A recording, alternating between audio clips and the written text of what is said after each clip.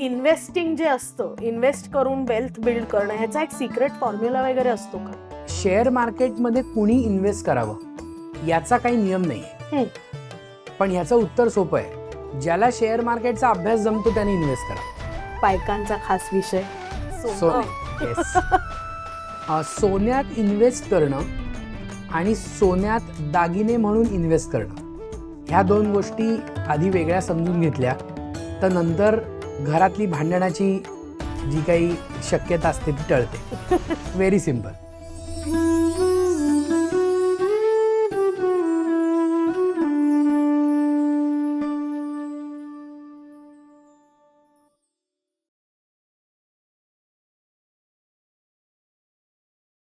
नमस्कार. कालनिर्णय मागचं पान या पॉडकास्टवर तुम्हा सर्वांचं स्वागत. आमचे टेस्ट पार्टनर आहेत रामबंधू मसाले, लोणचे आणि पापड, आणि आमचे ऑनलाईन पार्टनर आहेत स्मृतिगंध. आज आपल्याकडे आलेले आहेत कौस्तुभ जोशी, जे गेली 15 वर्ष एका प्रख्यात महाविद्यालयात इकॉनॉमिक्स म्हणजेच अर्थशास्त्र शिकवतात. Mutual fund, personal finance, investing, post office funds आणि इन्शुरन्स बद्दल अनेक लेख त्यांनी लिहिलेच आहेत. आणि कालनिर्णयमध्ये सुद्धा त्यांनी इन्शुरन्स, पोस्ट ऑफिस, इन्व्हेस्टमेंट्स अशा अनेक विषयांवरती लिखाण केलेलं आहे. त्यांच्या शब्दांना तर तुम्ही ओळखताच, आता आपण त्यांचा चेहरा पाहू. नमस्कार कौस्तुभ. नमस्कार. आज वेळात वेळ काढून इथे आलात याबद्दल प्रथम आभार. कालनिर्णयासाठी असं काही करणं हा आमच्यासाठी जास्त गौरवास्पद प्रसंग आहे. थँक्यू. आपण सरळ विषयाकडे वळूया. Yes. कारण सगळे प्रेक्षक आतुर आहेत जाणण्याकरता. मला एक सांगा, हे इन्व्हेस्टिंग जे असतं, इन्व्हेस्ट करून वेल्थ बिल्ड करणं, ह्याचा एक सिक्रेट फॉर्म्युला वगैरे असतो का? इन्व्हेस्टमेंट करून वेल्थ बिल्ड करणं ह्याचा सिक्रेट फॉर्म्युला नाहीये. याचा डिसिप्लिन हा एकच फॉर्म्युला आहे. अच्छा. आणि डिसिप्लिन म्हणजे शिस्त. ओके. जसं म्हणजे आता आपण कालनिर्णय पॉडकास्ट करतोय. तुमच्या कालनिर्णयाच्या प्रत्येकाच्या उजव्या बाजूला असं एक डेट पॅड असतं. त्याच्यामध्ये ज्या गृहिणी शिस्तीने त्यांचे खर्च लिहू शकतात त्या इन्व्हेस्टमेंटच्या मार्गावर नक्कीच जाऊ शकतात. त्याच्यामुळे जे शिस्तशीर आहेत तेच सिक्रेट फॉर्म्युला न वापरता सुद्धा वेल्थ क्रिएट करू शकतात.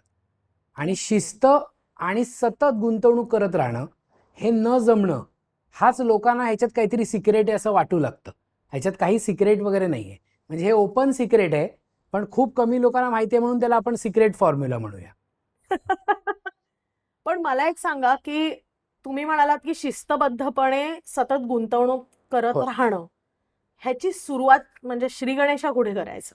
गुंतवणुकीचा श्री गणेशा आपण गुंतवणुकीच्या एक पायरी आधी येऊन करूया. त्याला आपण म्हणूया सेव्हिंग्ज म्हणजे बचत. गुंतवणूक कोण करू शकतं? तर ज्याच्याकडे महिन्याच्या शेवटी पैसे उरतात तो. आता इथे एक गंमत आहे. आपल्याकडे म्हणजे भारताचा विचार केला तर महिन्याच्या पहिल्या आठवड्यामध्ये आपल्याला पगार मिळतात, किंवा ज्यांचे व्यवसाय असतात त्यांना महिन्याभराचं कॅल्क्युलेशन करून मला आता एवढे पैसे या महिन्यात मिळाले. आपल्याकडे काय होतं, महिनाभर पैसे खर्च केले आणि उरले तर मग इन्व्हेस्टमेंट करूया, हा एक विचार चुकीचा केला जातो. व्हेअरएज असा विचार करायला पाहिजे की मला जे काय पैसे दर महिन्याला मिळणं अपेक्षित आहे त्याच्यातले मी कमीत कमी एवढे पैसे बाजूला काढतो आणि मग उरलेल्या पैशामध्ये माझं घर चालवू शकतो का. आता हे जेव्हा मी म्हणतोय तेव्हा मला हिची पूर्ण खात्री आहे की सगळ्यांचंच काही लाखो रुपये महिन्याचं उत्पन्न नसतं. पण म्हणून फक्त लखपती किंवा महिन्याला खूप फॅट सॅलरी जे ड्रॉ करतात असेच लोक इन्व्हेस्टमेंट नाही करू शकत. त्यामुळे इन्व्हेस्टमेंटची पहिली पायरी बचत आहे. म्हणजे बचत, गुंतवणूक आणि वेल्थ क्रिएशन असे ते 3 टप्पे आहेत. त्यामुळे आधी बचत करायची सवय अंगी लागली पाहिजे, तर ती बचत कुठे गुंतवायची याचा विचार करताय. हे अगदी छान सांगितलं तुम्ही. पण बचत करण्यासाठी सुद्धा आता समजा माझा पगार X आहे, बरोबर, तर तर मग खर्चाचा अनालिसिस कसा करावा आणि कुठे तो खर्च ऍडजस्ट करावा म्हणजे काहीतरी वाचेल जे तुम्ही इन्व्हेस्ट करू शकाल. आता इथे आपण खर्चाची थोडी विभागणी करूया. ज्या वेळेला आता हा पॉडकास्ट आपण ज्या टार्गेट ऑडियन्ससाठी करतोय त्याच्यातला एक खूप मोठा टार्गेट ऑडियन्स किंवा आत्ताचा आपण यूथ म्हणतो ते सगळे लोक बरेचसे प्रायव्हेट व्यवसाय, उद्योग किंवा जॉब्स करणार आहेत. सो ज्याच्या केसमध्ये सॅलरी दरवर्षी अमुक टक्के वाढेल याची गॅरंटी नाही. हम्म. किंवा माझा बिझनेस असेल तर यावर्षी माझा एवढा प्रॉफिट आहे तर पुढच्या वर्षी एवढाच होईल आणि मला एवढेच पैसे मिळतील ह्याची गॅरंटी नाही. हम्म. मग तुमचं इन्कम जर अनस्टेबल असेल तर तुम्हाला तुमचे खर्च आधी डिवाइड केले पाहिजेत. हम्म. म्हणजे माझे कुठले खर्च आहेत जे मला टाळणं शक्यच नाही. उदाहरणार्थ माझ्या घराचा म्हणजे माझं घराचं जर का होम लोन असेल तर त्याचा EMI हा मी टाळूच शकत नाही. किंवा मी माझ्या मुलाच्या किंवा मुलीच्या शाळेची फी भरणं हे मी टाळूच शकत नाही. ज्याला आपण थोडं कॉस्टिंगच्या भाषेत फिक्स्ड एक्सपेन्स असं म्हणतो. हम्म. की जे खर्च मला खूप इच्छा असते ते टाळावे पण ते टाळणं शक्य नाही. तर याची एक यादी करून घ्यावी. आणि मग असे खर्च की जे मला महिन्याच्या बजेटमध्ये थोडे 19-20 करता येऊ शकतात का त्याची एक यादी करावी. हम्म. त्यामुळे जशी आपण दर महिन्याला किराणा मालाचा कुठला प्रकार आपल्या घरात कमी पडतोय, अरे हे आणायला हवं आणि मग ह्याची आपण नोंद करतो, तशी आपण आपली कधी एक्सपेन्सेसची नोंद केली का? हम्म. आणि हे फॅमिलीमधल्या प्रत्येक सदस्यासाठी ॲप्लिकेबल आहे. म्हणजे घरातल्या फक्त जो पैसे कमावून आणतो त्यांनी हे नाही करायचे. कारण गरजा प्रत्येकाच्याच आहेत. गरजा काय फक्त कमावत्या व्यक्तीच्या नाहीत.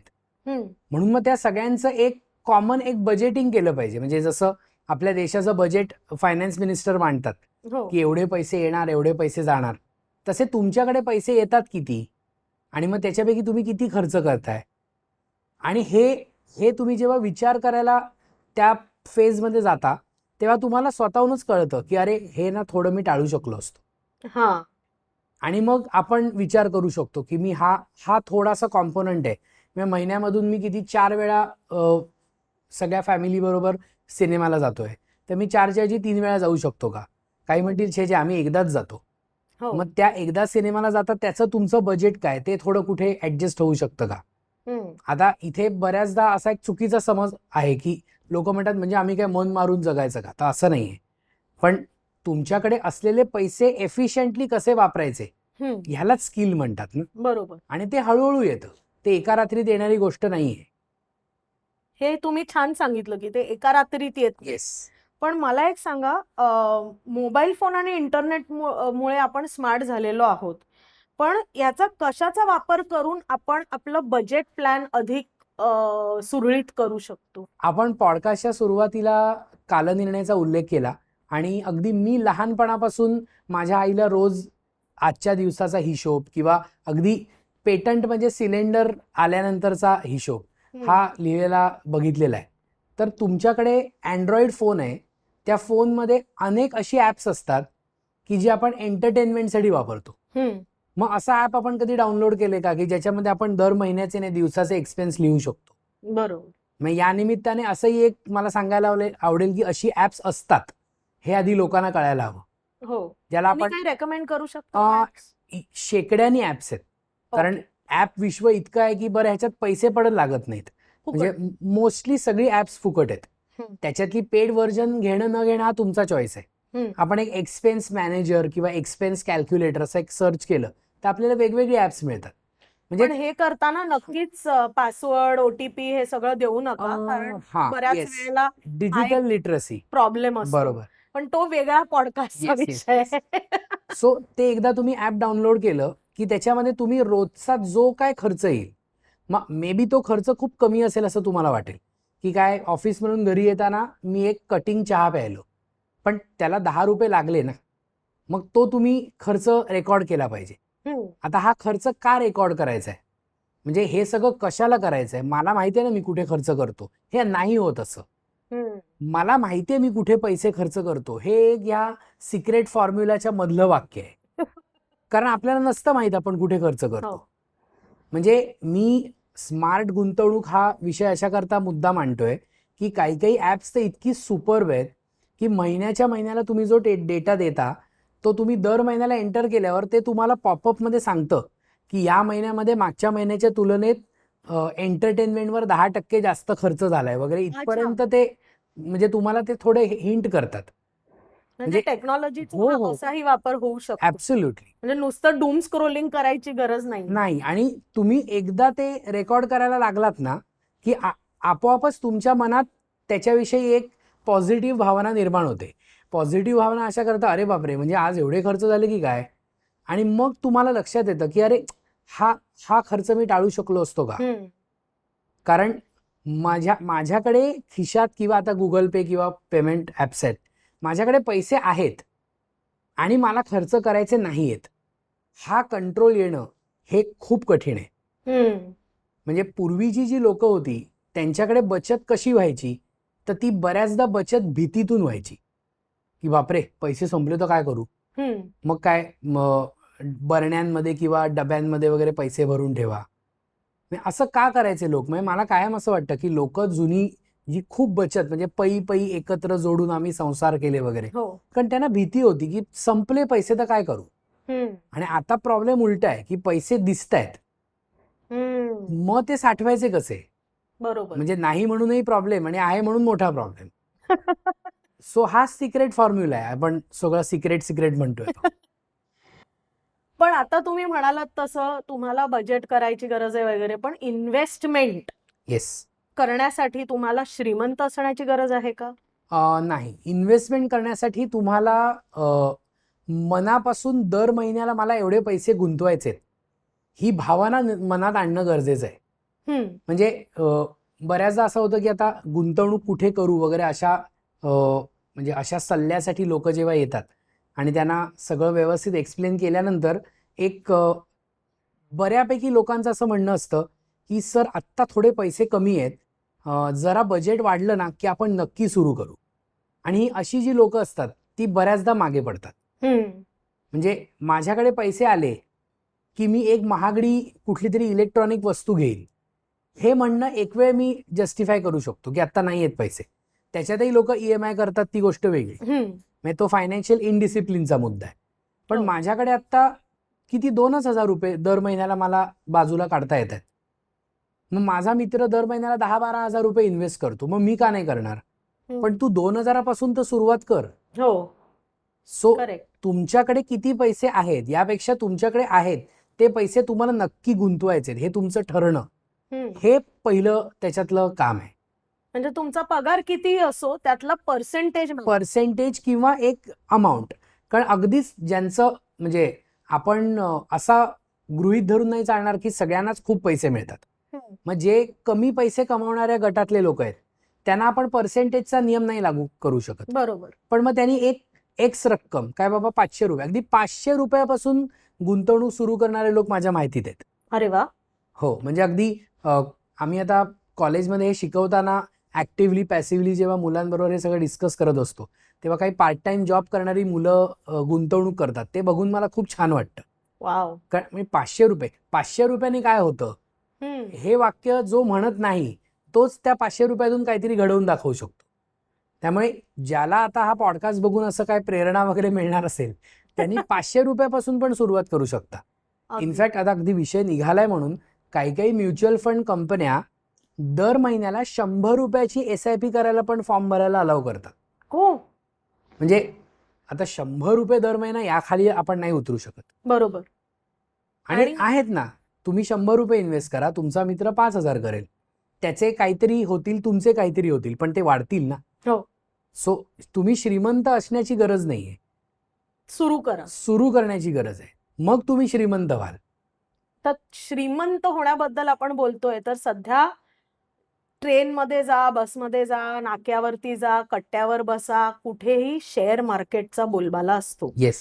आणि फायनान्शियल इन्फ्लुएन्सर्स जे फिन्फ्लुएन्सर्स असतात त्यांचे कोर्सेस घेऊन वगैरे शेअर मार्केट हे नवीन एक छंद वजा धंदा झालेला आहे. तर तरुण पिढीनी शेअर मार्केटमध्ये इन्व्हेस्ट करावं का आणि ही सुरुवात कधी आणि कशी करावी? आपण टप्प्याटप्प्याने येऊया. शेअर मार्केटमध्ये कुणी इन्व्हेस्ट करावं याचा काही नियम नाहीये, पण ह्याचं उत्तर सोपं आहे. ज्याला शेअर मार्केटचा अभ्यास जमतो त्याने इन्व्हेस्ट करावं. अभ्यास म्हणजे काय? जसं आता आपण छंद हा शब्द बघितला की अरे मी ना डीमॅट अकाउंट उघडलंय. जसं म्हणजे ह्या सगळ्याला माझ्या मते एक मोठा बूस्ट हा कोविड-19 मुळे मिळाला. त्या 2 वर्षात भारतात विक्रमी डीमॅट अकाउंट उघडले गेले. त्या 2 वर्षात भारतात लोकांनी इन्शुरन्स घेतले की नाही मला डाऊट आहे की ज्याची खरी गरज होती. पण लोकांनी डीमॅट अकाउंट उघडून ट्रेडिंग आणि इन्व्हेस्टिंग सुरू केलं. तुम्ही जेव्हा गाडी विकत घेता तेव्हा तुम्ही एक ट्रेनर अपॉइंट करता किंवा तुम्ही क्लासला जाता आणि मग ती गाडी चालवायला शिकता. मग तुम्हाला लर्निंग लायसन मिळतं. मग तुम्हाला कॉन्फिडन्स येतो. आधी तुम्ही तुमच्या गल्लीतल्या छोट्या छोट्या रस्त्यांवर चालवता. हो. मग तुम्ही तुमचे भाऊ बहीण आई वडील यांना घेऊन जरा मोठ्या रस्त्यावर जाता. तुम्ही डिरेक्टली काय समृद्धी हायवेने नागपूरला नाही जाणार ना, नाही, म्हणजे न जावं खरं तर. न जावं. सो अचानकपणे काही न माहिती असताना अचानक शेअर बाजारात एंट्री घेणं हे धोकादायक आहे मला माहित नाही, पण हे चुकीचं आहे. ते धोकादायक नसेलही, कारण आता 2020च्या आसपास ज्यांनी शेअर मार्केटमध्ये एंट्री घेतली त्यांच्या सुदैवाने 2020 ते 25 मार्केट वरच चाललंय. त्यामुळे त्यांच्यापैकी खूप लोकांना असं वाटेल की बॉस मला कळायला लागलं सगळं, म्हणजे मी आता सर्वज्ञच झालो. आतापर्यंत डिप पाहिलेला नाही. एक्झॅक्टली. आणि असं होऊ नये की मार्केट नच पडावं. पण मी इन्व्हेस्टमेंट करतोय म्हणून मार्केट वर जात आहे असंही बऱ्याच लोकांना आता वाटायला आहे. ते असं नाहीये, असे अनेक फॅक्टर्स आहेत त्याला. मग तुम्ही त्याला अभ्यासाला वेळ देऊ शकता का? आणि अजून एक इथे हायलाईट करायचा मुद्दा आहे की हे जे कोर्सेस शेअर ट्रेडिंग संदर्भातले बरेच वाढत चाललेत त्याच्यामध्ये मार्केटिंग गिमिक म्हणून असेल किंवा फॅक्टही असेल, घरी बसल्या बैठकीला किंवा फावल्या वेळामध्ये तुम्ही घरातली कामं आटपून शेअर ट्रेडिंग करून पैसे कमवू शकता. असा एक गृहिणींना टार्गेट करून पण हा आजकाल पुढचा प्रश्न होता की हो. गृहिणींना शेअर मार्केटमध्ये ट्रेडिंग करा अशी प्रोत्साहन देतात, पण ते योग्य आहे की नाही? आधी हे योग्य आहे की नाही हा त्यांचा पर्स्पेक्टिव्ह आहे, पण माझ्या मते हा गृहिणींचा थोडा अपमान आहे. म्हणजे तुम्ही चला म्हणजे दिवसभराची सगळी कामं आटपली, आता काय नुसत्याच बसल्यात, करा ट्रेडिंग. तुम्ही असं एखाद्याला ट्रेडिंग करायला कसं प्रोवोक करू शकता? तुम्ही असं म्हणू शकला पाहिजेत की तुमचा स्वतःचा वेळ हा तुम्ही इन्व्हेस्ट करा, तुम्ही शेअर मार्केट शिका. बरं, शेअर मार्केट शिकायचं म्हणजे काय करायचं, कंपनी काय करते, मग त्याचं बिझनेस मॉडेल काय आहे, मग प्रॉफिट अँड लॉस स्टेटमेंट काय असतं. बरोबर. बरं, ह्या गृहिणी ज्या असतात त्या काय अशिक्षित नसतात, त्या शिकलेल्याच असतात. त्यामुळे त्या ते ज्ञान ॲक्वायर करून शेअर मार्केटचा अभ्यास करून त्या इन्व्हेस्टमेंट करूही शकतात. पण मुळातच इन्व्हेस्टमेंट आणि ट्रेडिंग ह्याच दोन वेगळ्या गोष्टी आहेत ना. हे खूप महत्वाचं आहे. हो, म्हणजे कारण मी एक 5 लाख रुपये कॅपिटल घेऊन ट्रेडिंगला सुरुवात केली आणि 2-3 महिन्यात मला चांगले रिटर्न्स मिळायला लागले. म्हटल्यावर आपल्याला असं वाटायला लागतं की आता मला हे जमायला लागलं. आणि मग माणूस त्याच्यात अडकत जातो आणि एकदाच काहीतरी कुठेतरी एखादा क्रॅश येतो आणि मग तुमची ती मानसिक क्षमता नसते पचवायची धक्का, किंवा मग तुम्हाला वाटतं बाबा आता नकोच, आता मग आणि डायरेक्ट लोक बंद करून मग त्या सगळ्या पारंपरिक उपायांकडेच येतात. हे हर्षद मेहताच्या काळात बऱ्याच लोकांचं झालं होतं असं ऐकिवात आहे. आहे. म्हणजे एक मोठा क्रॅश येतो तेव्हा एक थोडीशी अशी निराशेची लहर येते. जसं 2008ला जो अमेरिकेत सबप्राईम क्रायसिस आला होता, त्यानंतर भारतातलं मार्केट पडलं होतं, तेव्हा लोकांनी आता आपल्याला फक्त पोस्टात आणि बँकेतच एफडी करायचे, म्हणजे अगदी इथे सुरुवात. म्हणजे लोकांचं कसं असतं, एक तर थेट हाय रिस्क किंवा झिरो रिस्क. मग पण रिस्क ही आपल्याला बॅलन्स करता येते. मग ह्याचे ऑप्शन्स कुठले आहेत ह्याचा पण विचार व्हायला हवा ना. सो हा ज्याला जमतो त्याने शेअर मार्केटमध्ये जावं की, आणि शेअर मार्केटमध्ये व्यवहार करणं, अगदी फ्युचर्स ऑप्शन्समध्ये ट्रेडिंग करणं ह्याच्यात काही गुन्हा नाही, हे लिगल आहे. फक्त अभ्यास करता यायला हवा. आणि दुसरं, तुमची तेवढी कपॅसिटी पाहिजे. म्हणजे तुमचं कॅपिटल मुळातच 4-5 लाख रुपये असेल तर तुम्ही एवढी मोठी झेप घ्यावी का? बरं, ज्यांचं घरचं चांगलं आहे, ज्यांना ते 4-5 लाख रुपये स्टेकला लावायचेत, त्यांच्यासाठी ते चांगलं आहे. पण मी अनेक लोक बघतो की आत्ताच नुकतेच कुठे नोकरी व्यवसायाला लागलेत, त्यांचं काही वर्षानंतर लग्न होणं अपेक्षित आहे, काही जणांना स्वतःची घरं विकत घ्यायची असतात, आणि ते लोक बेसिक इन्व्हेस्टमेंटचे काय श्रीगणेशा अबकड करण्याच्या ऐवजी कर्सिव्ह रायटिंगमध्येच लिहायला लागतात. असं कसं चालेल? आधी आपण अबकड लिहितो ना, तसं आहे ते. आणि तुम्ही इतकं छान म्हटलं की ट्रेडिंग आणि इन्व्हेस्टिंग या दोन वेगवेगळ्या गोष्टी आहेत. तर इन्व्हेस्टिंगच्या दृष्टीने SIP हा एक कूल शब्द झाला गेल्या काही वर्षांमध्ये. तर SIP म्हणजे नेमकं काय? SIPचा फुल फॉर्म आहे, त्या फुल फॉर्म मधूनच सुरुवात करू. Systematic investment plan. मला एक X रुपये दर महिन्याला बाजूला काढणं शक्य आहे हे कळलेलं आहे. तर मी ते पैसे एका म्युच्युअल फंड योजनेत गुंतवतो, याला आपण फंड स्कीम म्हणूया. आणि मी एक डे सिलेक्ट करतो, म्हणजे काय तर 15. मग दर महिन्याच्या 15 तारखेला माझ्या अकाउंटमधून ते पैसे कट होतात, म्हणजे डेबिट होतात आणि ते त्या फंडमध्ये इन्व्हेस्ट होतात. This is as simple as that. SIP, systematic investment plan. म्हणजे एकदम एक रकमी, म्हणजे तुम्ही श्रीमंत आहे, तुम्ही म्हणालात तसं Yes. 100 रुपयामध्ये सुद्धा तुम्ही बरोबर. SIP सुरू करू शकता. मग आता ह्याचा ॲडव्हान्टेज कुणाला आहे, की जे 30शीतले किंवा 40शीतले लोक आहेत, ज्यांचं एज, म्हणजे गुंतवणुकीत तुमच्या बाजूनी सगळ्यात कुठला जो एक फॅक्टर असतो तो म्हणजे कमी वय. कारण वय हा एकच फॅक्टर आहे की जो कॉन्स्टंट रेटने वाढतो ह्या जगात. वय आणि स्ट्रेस. त्याच्यामुळे ते बरं, ते दोन्ही तुम्ही कंट्रोल नाही करू शकत. त्यामुळे बरोबर. तुमचं वय कमी असताना तुम्ही थोडे थोडे पैसे दर महिन्याला पार्क केलेत आणि ह्यानी काय होतं, तुम्हाला शिस्त लागते. जेव्हा तुम्ही तो म्युच्युअल फंडचा फॉर्म भरता आणि तुम्हीच डिक्लेअर करता, मी काय 10 तारीख सिलेक्ट केले, की तुम्हाला ते 8 तारखेला लक्षात राहतं की अरे 10 तारखेला आपल्या अकाउंटमधून पैसे जाणार आहेत. मग आपण ते पैसे बाजूला ठेवायला लागतो. म्हणजे मगाशी मी म्हणते ती सवय यायला लागते. मग नंतर काय होतं, मी आता हे पर्सनल एक्सपिरियन्स म्हणून पण सांगतो आणि अनेकांना मार्गदर्शन केलेलं असल्यामुळे त्यांच्या अनुभवावरून, जसजसे पैसे वाढायला लागतात ना, तसतसा लोकांना आत्मविश्वास येतो. आणि मग ते म्हणतात छान सांगितलं तुम्ही. मी म्हटलं माझं काही नाही, तुम्ही छान इन्व्हेस्टमेंट केली. सो तो कॉन्फिडन्स येण्यासाठी SIP करणं गरजेचं आहे. हो. तुमच्याकडे लमसम पैसे असतील ते पण तुम्ही इन्व्हेस्ट करायचेच आहेत, पण पण हा एक सिक्रेट फॉर्म्युला, सिक्रेट फॉर्म्युला सगळ्यांना माहीत असलेला पण तरी सुद्धा दुर्लक्षित असलेला. आता तुम्ही म्हणालात की तुमच्या हातात तुमचं वय असतं, जितकं वय कमी तितकं इन्व्हेस्टमेंटचं. तर ह्याच्याबद्दल अजून थोडंसं सांगा. मुलांना, म्हणजे लहान मुलांना विशेषतः गुंतवणुकीची किंवा बचतीची सवय कशी लावावी? बचतीची सवय लावण्याची सुरुवात घरापासून होईल, जेव्हा आई वडील त्या मुलांच्या समोर आपले खर्च लिहित बसतील. आणि इथे जरा गंमत आहे. लहान मुलांनी पैशाच्या बाबतीत काही विचारलेलं अजूनही बऱ्याच कुटुंबांमध्ये घरच्यांना आवडत नाही. म्हणजे म्हणतात तुला किती पैसे पाहिजे, ते मिळतात ना, मग तू मला विचारू नकोस. इथे थोडं एक ज्याला आपण कलेक्टिव्ह रिस्पॉन्सिबिलिटी म्हणतात, की एक कुटुंबाची जबाबदारी आहे. हो. मग अगदी ज्यांची मुलं अगदीच एक 5वी 6वीच्या वयातली आहेत, म्हणजे ज्यांना कळायला लागले की पैसे काय असतात, त्यांना तुम्ही असं काही प्रोत्साहन देऊ शकता की आम्ही तुला जे पैसे देतो त्या पैशातले थोडे पैसे तू बचतीच्या स्वरूपाने कुठेतरी साठव, आणि मग ते पैसे वाढल्यानंतर आपण त्याच्यातून तुला गिफ्ट देऊ. जसं मी गेल्या 10 वर्षापासून माझ्या मित्रमंडळींना किंवा ओळखीच्यांना सांगायला सुरुवात केली आहे की तुमच्या घरातल्या ॲटलिस्ट एका फॅमिली मेंबरच्या वाढदिवसाला त्याला गिफ्ट म्हणून एक इन्व्हेस्टमेंट प्लॅन द्या. तो छोटा असेल, म्हणजे जसं आपल्याकडे प्रेझेंट पाकिटात घालून पैसे देतात, हो, ते आता बऱ्याचदा कसं होतं, ते पैसे आउटडेटेड वाटतात लोकांना, मग ते काहीतरी गिफ्ट आणतात. ते बऱ्याचदा उपयोगी असतं किंवा नसतं हा अजून वेगळा मुद्दा. त्याच्याऐवजी त्याच्या नावावर काही इन्व्हेस्टमेंट्स करा, हे पैसे माझ्याकडून.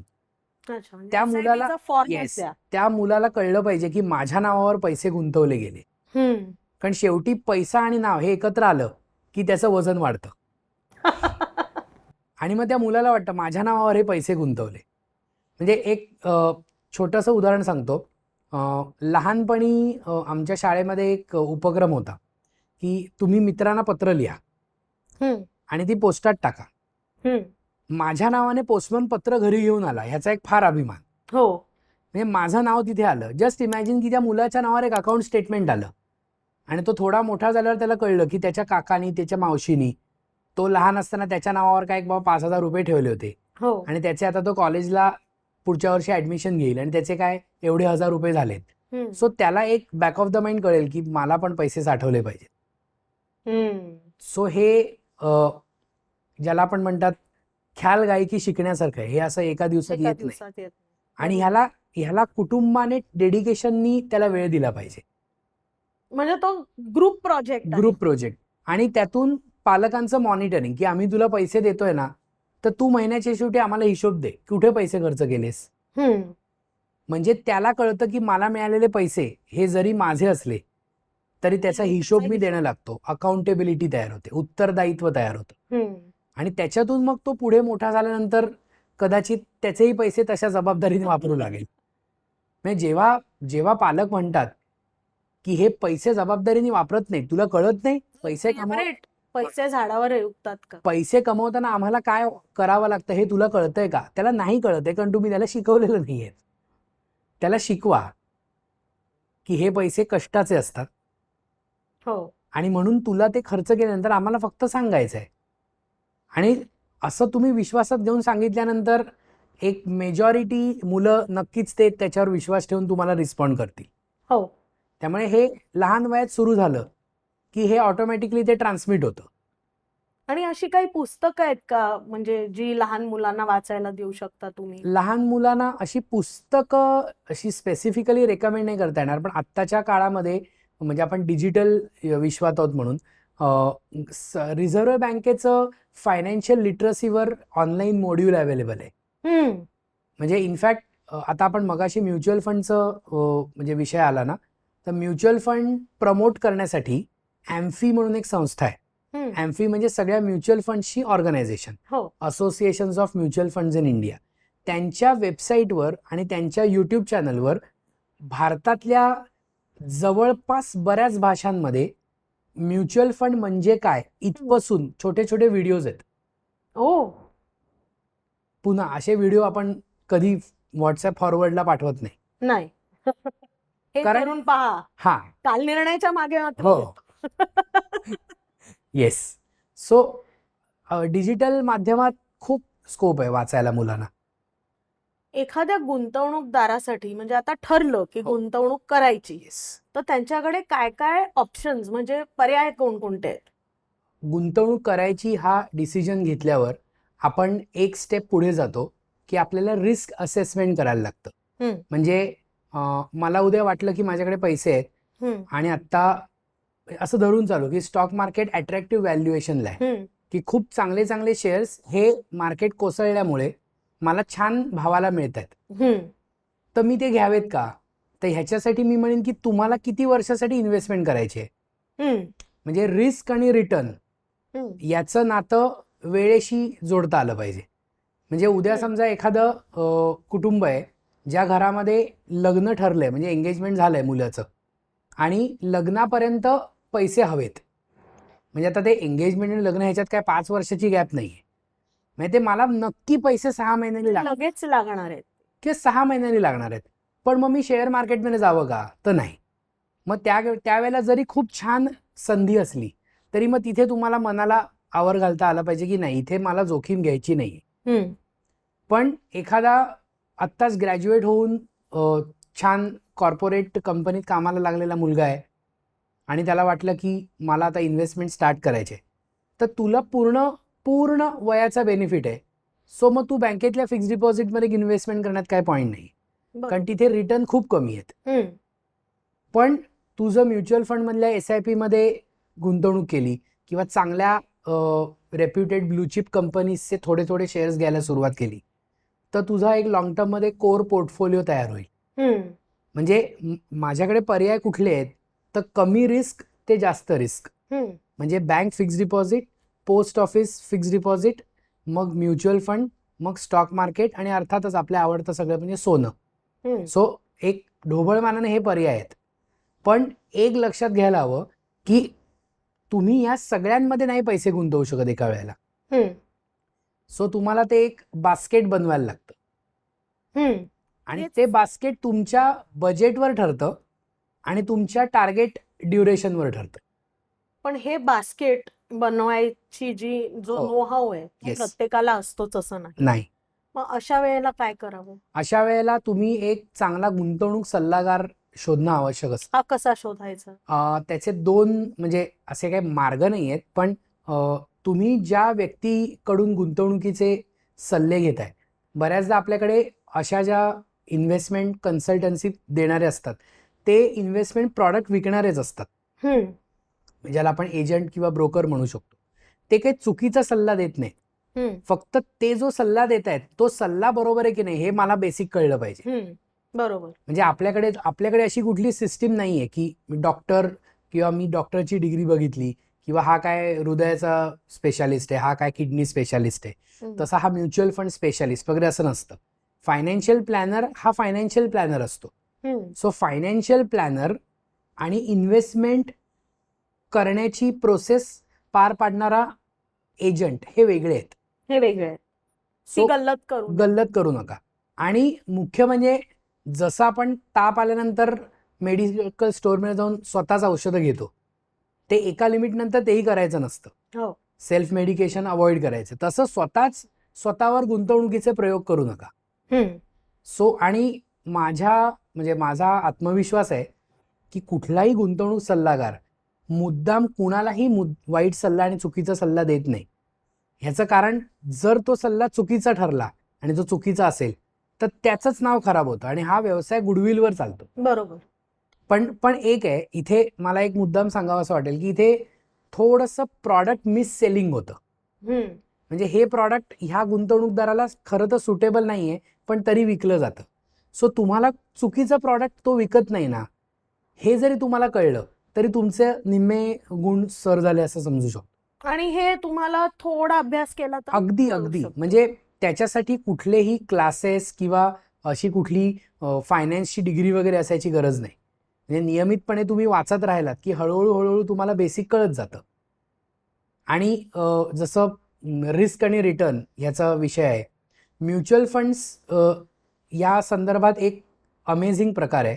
तो म्हणजे प्रत्येक म्युच्युअल फंड कंपनीला त्या प्रत्येक स्कीमच्या फॉर्मवर एक डिझाईन छापावं लागतं.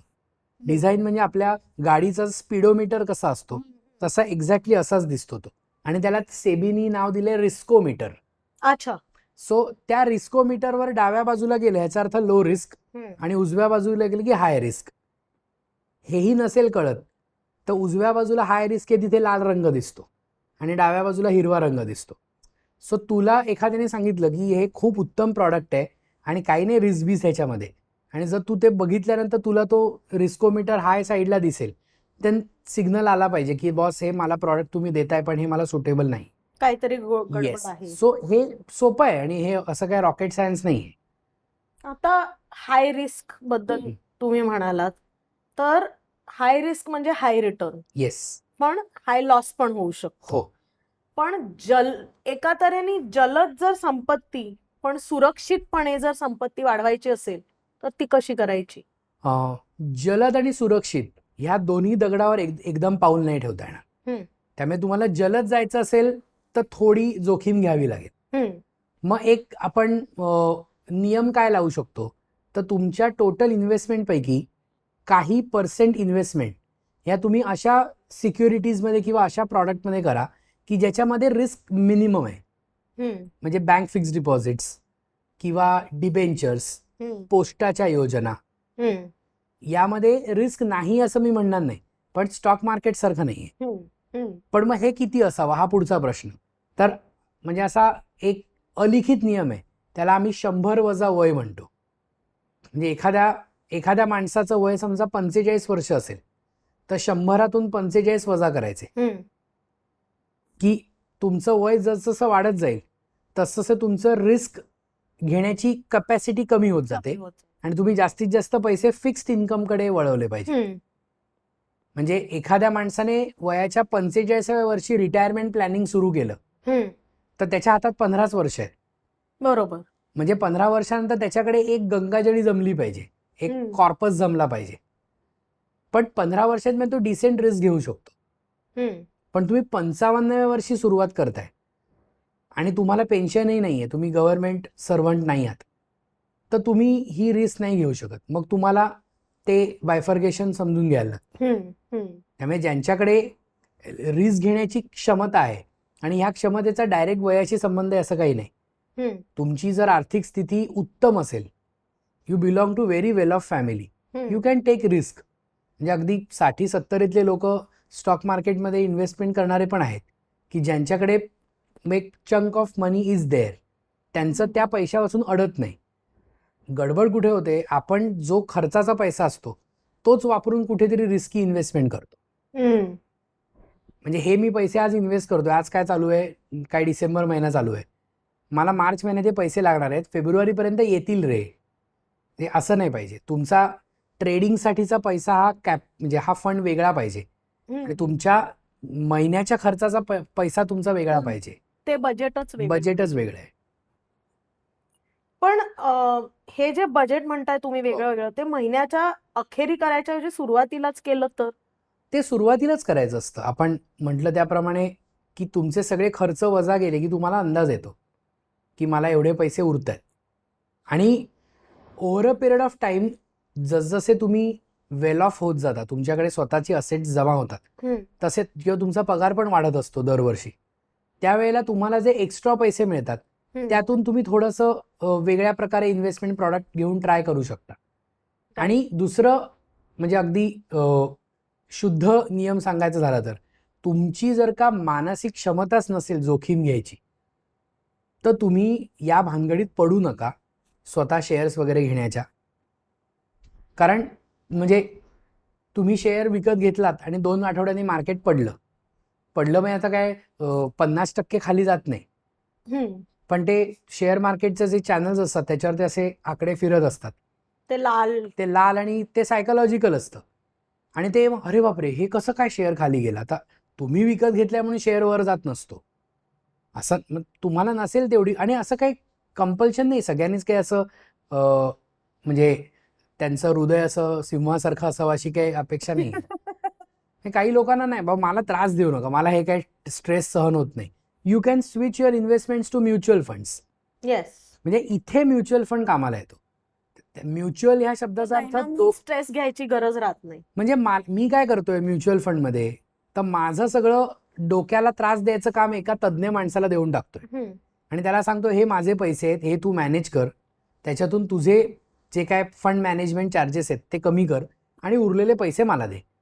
जसे माझे आहेत तसे तो शेकडो लोकांकडून पैसे गोळा करतो आणि त्याचा फंड तयार होतो. आणि आपल्यासाठी तो अभ्यास करून करेक्ट जे काय गुंतवणूक करायची आणि त्याच्याकडे प्रोफेशनलची टीम असते. हो, सो तुम्ही रोज 4 न्यूजपेपर वाचू शकता, पण तुम्ही 50 कंपन्यांचा अभ्यास दिवसभर करू शकत नाही, कारण आपल्याला आपल्या स्वतःचं पण काम करायचंय हे आपण विसरतो. म्हणजे आजकाल बऱ्याचशा ऑफिसेसमध्ये म्हणजे मी असं ऐकून आहे, मी काय प्रत्यक्ष बघितलेलं नाही, की ऑफिसमध्ये गेल्यानंतर फोन जमा करायला सांगतात किंवा तुमच्या ऑफिसचे जे लॅपटॉप्स असतात किंवा कम्प्युटर त्याच्यावर फक्त ठराविक साईटच चालतात, कारण लोक ऑफिसमध्ये फावल्या वेळेमध्ये शेअर ट्रेडिंग करायला लागले. आता हे करावं का नाही ह्याच्याबद्दल मी सांगणारा कुणीच नाही, तो वेगळा विषय. पण तुम्ही ज्या कामाला जाता ते काम आधी केलं पाहिजे ना. बरं, एवढं सगळं करून तुम्ही जे काय 10-12% कमावणार असतात ते म्युच्युअल फंड तुम्हाला साधारणपणे काहीच त्रास न घेता 1-2% कमी देत असतील. माझ्या मते तो म्हणजे स्वागतार्ह पर्याय आहे. रिस्क बद्दल तुम्ही बोलताय, म्युच्युअल फंड रिस्क तुमचं त्यातल्या त्यात मिटिगेट करतं, त्यामुळे बरं असतं. पण रिस्कचा एक दुसरा भाग असतो विमा. हो, म्हणजे आपण हे सगळं अज्युम करतोय की मी माझा EMI भरीन, मग इन्व्हेस्टमेंट करीन, पण मीच जर राहिले नाही किंवा राहिलो नाही तर मग माझ्या पाठी राहिलेल्या लोकांचं काय, म्हणून विमा घ्यायचा असतो. आणि आजकाल अनेक नातेवाईक आणि मित्र परिवारातले लोक येऊन म्हणतात आमच्याकडनं विमा घ्या, आमच्याकडनं विमा घ्या, आणि तो विमा इन्व्हेस्टमेंट आहे, तुम्ही एवढे घाला तुम्हाला एवढे मिळतील वगैरे.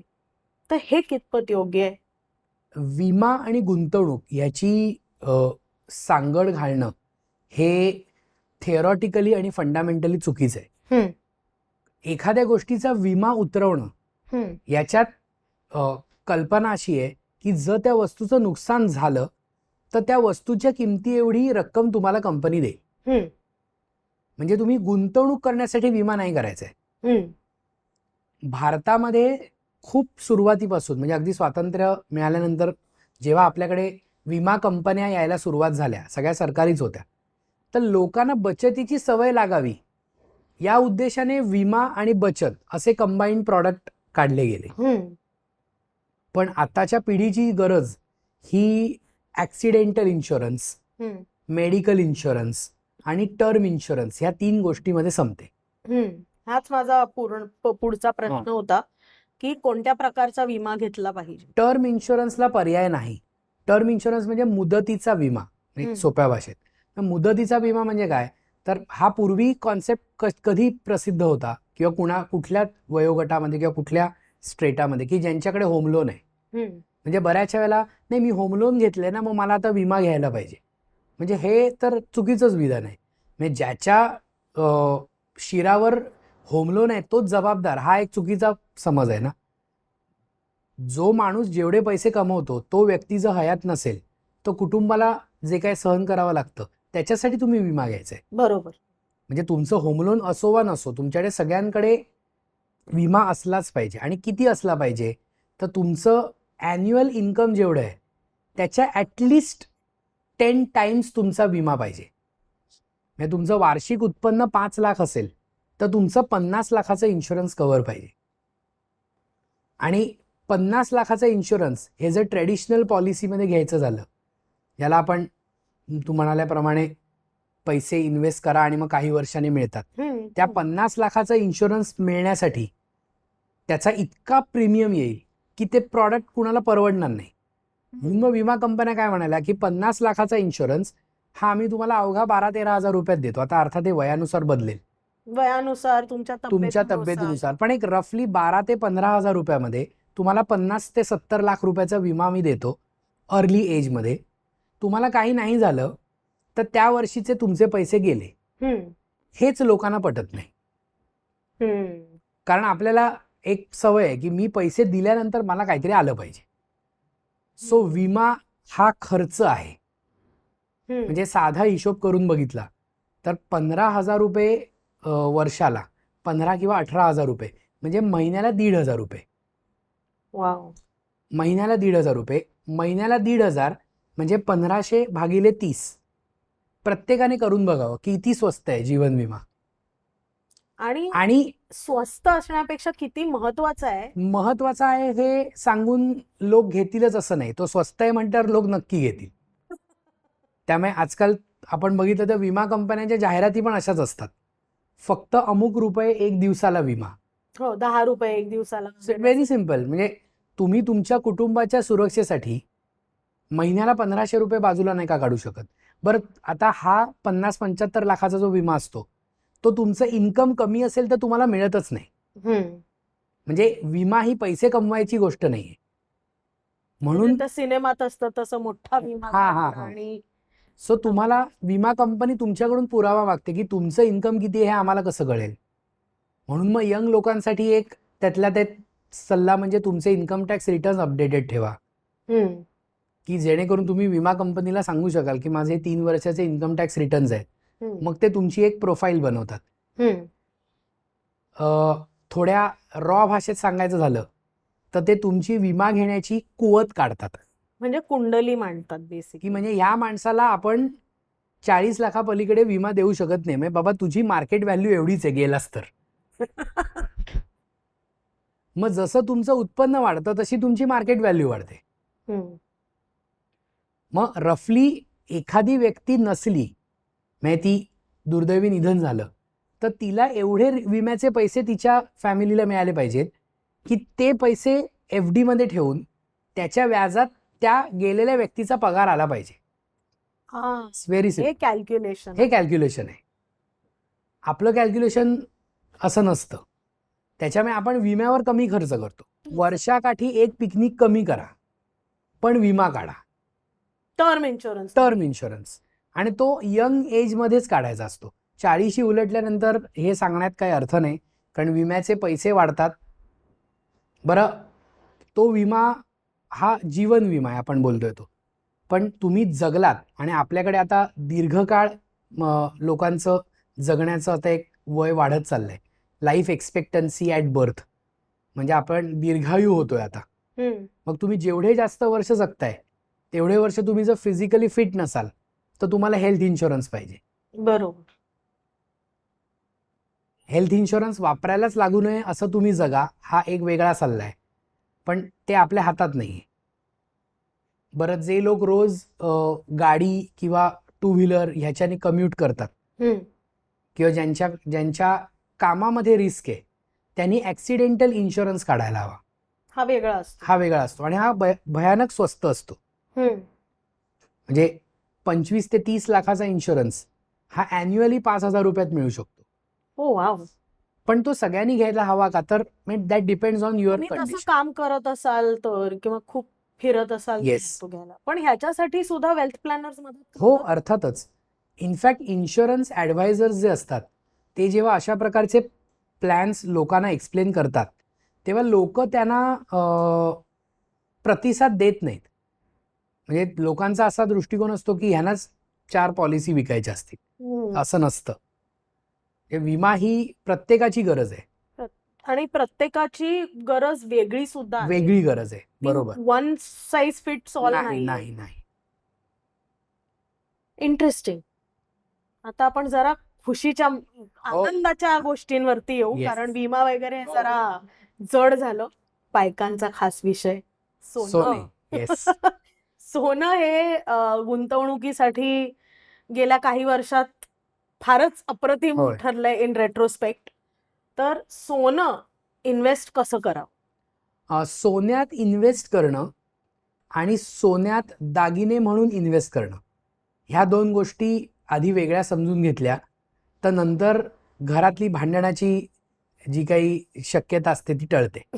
Very simple. म्हणजे सोनं घेऊच नाही का, तर असं नाही म्हणतायत. कारण शेवटी सोन्याचे दागिने जे दिसतात हम्म. तसं सोन्याचं सर्टिफिकेट दिसू शकत नाही. हम्म. त्यामुळे तुम्ही हौस म्हणून दागिने घेणार असाल तर त्याला गुंतवणूक म्हणू नका. हम्म. म्हणजे मला गुंतवणूक म्हणूनच घ्यायचंय पण मी एक सोन्याचा दागिना करीन हम्म. हे चुकीचं विधान आहे. कारण ते सोन्याचे दागिने हे वर्षानुवर्ष वापरल्यानंतर त्याचं वेअर अँड टेअर होतं. हम्म. आणि जेव्हा केव्हा तुम्ही ते इमर्जन्सीच्या वेळेला गहाण ठेवायला जाता तेव्हा त्याला तेवढं व्हॅल्युएशन मिळत नाही. हम्म. आजकाल अनेक सराफी पेढ्या घडणावळी किंवा ह्या सगळ्या घट नाही वगैरे असं म्हणून तुमचं सोनं घेतात.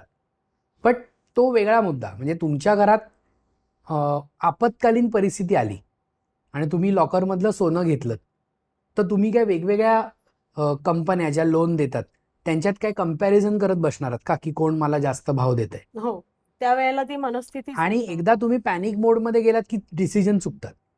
सो तुम्हाला गुंतवणूक म्हणून सोनं घ्यायचं आहे का, तर का नाही घ्यायचं, अवश्य घ्या. सोन्याचा लॉंग टर्म इन्व्हेस्टमेंट केल्यानंतरचा जो रेट ऑफ रिटर्न आहे तो डिसेंट आहे. हम्म. म्हणून पोर्टफोलिओला एक छोटीशी सेफ्टी नेट म्हणून तुम्ही थोडं सोनं घेऊ शकता. हम्म. मग ते डिजिटल फॉर्ममध्ये घ्या, हाच माझा प्रश्न होता. ज्याला आपण गोल्ड फंड असं म्हणतो. म्हणजे तुम्ही सोनं विकत घ्यायच्याऐवजी तुम्ही त्या गोल्ड फंडमध्ये इन्व्हेस्ट करायचे आणि तो फंड तुमचे पैसे सोन्यात इन्व्हेस्ट करतो. म्हणजे घरी सोनं ठेवायचं टेन्शन नाही. करेक्ट. कारण घरी सोनं ठेवण्याचं टेन्शन हा एक मुद्दा. आणि आता या आजकालच्या सिच्युएशनला अगदी लागू होईल तो म्हणजे सोन्याचे दर इतके वाढलेत की तुमच्याकडे जे बजेट येत असतं सोन्यात गुंतवणुकीला त्याच्यात खूप कमी फिजिकल सोनं येतं. हम्म.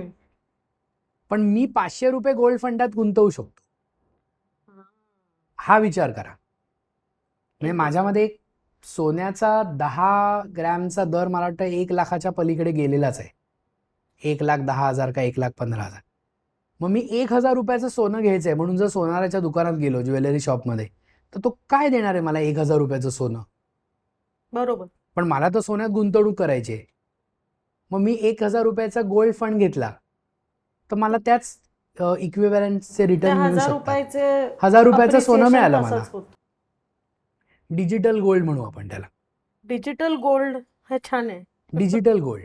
डिजिटल लाईफ तसं डिजिटल गोल्ड. म्हणजे दागिने बिगिने करण्याच्या ऐवजी तुम्ही डिजिटल किंवा गुंतवणुकीसाठी याचा वापर करावा. आता मला सांगा, आता आपण म्हणालात तसं 1,000 रुपयाचं सोनं सुद्धा घेता येतं. तर एखाद्या माणसाकडे फक्त 500च रुपये असतील, ते बचतीत टाकले तर त्याचा काही उपयोग खरंच होतो का? होतो ना.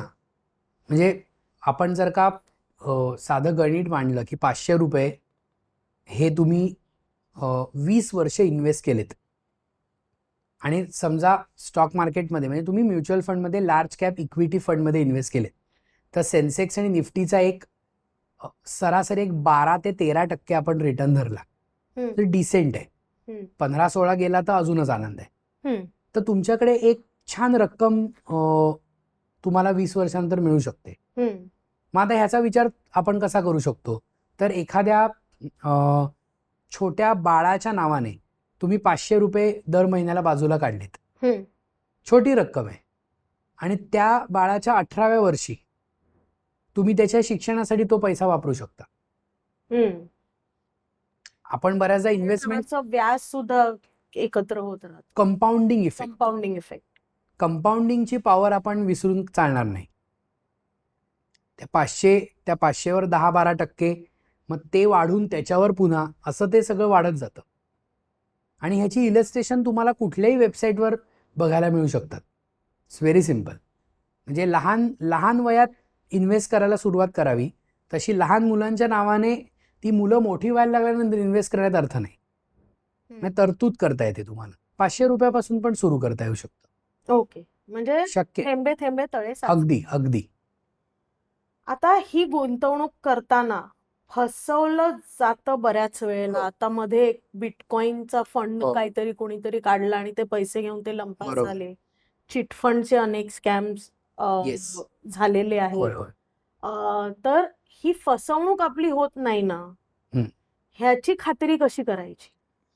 आपण कुठेही गुंतवणूक हा विषय म्हणजे वाचतो किंवा अनुभवतो, तर त्यामध्ये एक कुठल्या तरी एका कंट्रोलिंग एजन्सीचं नाव असतं. हं. जसं शेअर मार्केट, डीमॅट अकाउंट, याच्यावर डीमॅट अकाउंटमध्ये तुम्ही कुठल्याही पोर्टलवरून खरेदी केलेत तरी अल्टिमेटली ते नॅशनल स्टॉक एक्सचेंज किंवा बॉम्बे स्टॉक एक्सचेंजशी कनेक्टेड आहेत. म्हणजे त्याच्यात कम्प्लीट ट्रान्सपरन्सी आहे. बरं, या सगळ्या व्यवहारावर सेबीचं नियंत्रण आहे. तुम्ही जर म्युच्युअल फंड्समध्ये इन्व्हेस्ट केलेत त्याच्यावरही सेबीचं नियंत्रण आहे. तुम्ही पोस्टात इन्व्हेस्टमेंट केलं सेंट्रल गव्हर्नमेंटचं नियंत्रण आहे. तुम्हाला कोणीतरी एक असा मित्राचा मित्र, ओळखीचे काका वगैरे असं कोणीतरी सांगतात की हा एक चांगला प्लॅन आहे ज्याच्यात एवढे रुपये गुंतवायचे आणि मग ते अमुक वर्षानंतर एवढे होतील, तर त्याला आपण पहिला प्रश्न विचारावा की ह्याचं रजिस्ट्रेशन कुठल्या सरकारी एजन्सीत केलंय. म्हणजे ती बँक आहे का, ती एखादी इन्शुरन्स कंपनी आहे का, किंवा त्याचं कायदेशीर अस्तित्व काय आहे. म्हणजे कोणाचं त्यावर नियंत्रण आहे हे Correct. मला समजतं. हा एक मुद्दा. आणि दुसरा, हा कुठल्याही पुस्तकातला नियम नाही, त्यामुळे कृपया असा कुठे थंब रूल म्हणून घेऊ नये. पण भारत सरकारचे जे बॉन्ड असतात, ज्याला आपण गव्हर्नमेंट बॉन्ड म्हणतो, हे मी over a period of time माझं एक विश्लेषण करून या निष्कर्षाप्रत पोहोचलोय. त्या बॉन्डचा जो रेट ऑफ रिटर्न असतो तो समजा 8% असेल, तर त्याच्या तिप्पट याच्यावर तुम्हाला रिटर्न कोणी देत असेल तर तुम्ही नक्की फसवले जाताय. कारण मी आत्तापर्यंत स्टॉक मार्केट्समधून वगैरे खूप बुल मार्केट म्हणजे हाय ग्रोथ मार्केट असताना ॲन्युअलाइज रिटर्न्स, ज्याला आपण दर साल दर शेकडा म्हणतो, कंपाऊंडिंग ॲन्युअलाइज रिटर्न, ते 25%पेक्षा जास्त वर्षात मिळालेले नाहीत.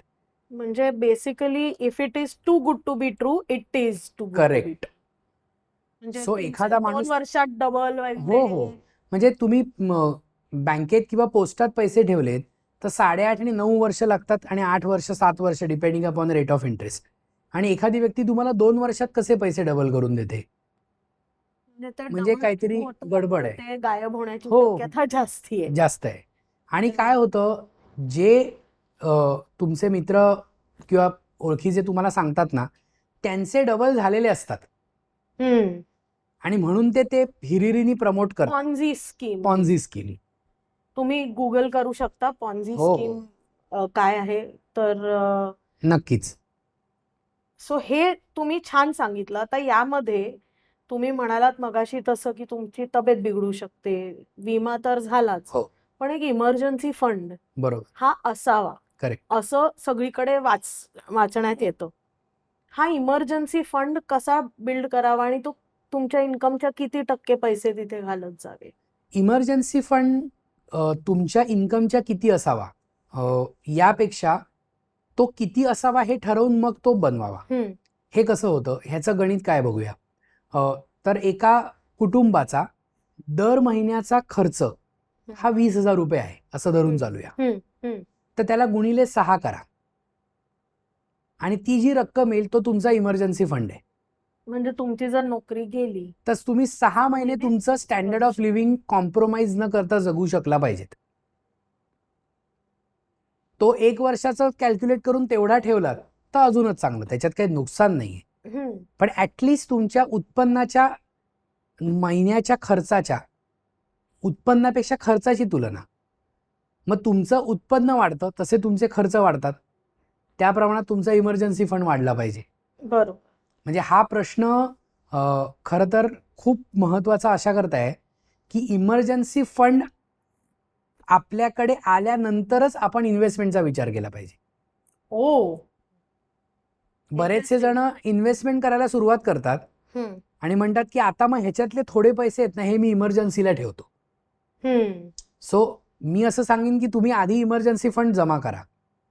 आणि तो कुठे ठेवायचा? Fix deposit. फिक्स डिपॉझिट्स त्याच्याबरोबर काही जोखीम घ्यायची नाही, कारण तो इमर्जन्सी आहे. म्हणजे इमर्जन्सीला रिस्क हे गणित नाही जमणार. पण म्हणून तो काय घरात कॅश ठेवायची नाहीये. बरोबर. ते कुठेतरी इन्व्हेस्ट. आणि जुन्या काळी कॅश बाळगण्याचं जे कारण होतं त्याच्या मागचा एक हेतू असा होता की पैसे लगेच मिळायचे नाहीत. म्हणजे आता तुमच्याकडे तुम्ही डिजिटल लिटरेट असाल आणि तुमच्याकडे जर बँकेची ॲप्स असतील तर तुम्ही तुमची फिक्स डिपॉझिट पण मोबाईलच्या ॲप्लिकेशनवरून मोडून पैसे खात्याला जमा होतात. बरोबर. ऑफकोर्स तुमचे काही लाख रुपयात असले तर कदाचित ते तुमच्या खात्याला एखाद दिवस लागू शकतो. बरोबर. किंवा तुम्ही बँकेत गेल्यानंतर ते तुमच्या FD रिसीट्स असतात, त्या रिसीट्स तुम्हाला ते देऊ शकतात. ते तुम्हाला कदाचित कॅश इमिडिएटली काढायला नाही परमिशन देणार, पण तुम्ही सांगाल त्या अकाउंटला ते पैसे NEFT ने ट्रान्सफर होऊ शकतात. म्हणजे अशी इमर्जन्सी काय येणार आहे आली तर ती फक्त मेडिकल इमर्जन्सीज येणार आहे. आणि आजकाल आपल्याकडे क्रेडिट कार्ड असतात, हॉस्पिटलमध्ये क्रेडिट कार्ड पण स्वाईप केले जातात. म्हणजे म्हणून हे अशा करता सांगायचं की लोक इमर्जन्सी फंड आहे म्हणून त्यातला बराचसा पैसा कॅश म्हणून घरी ठेवतात.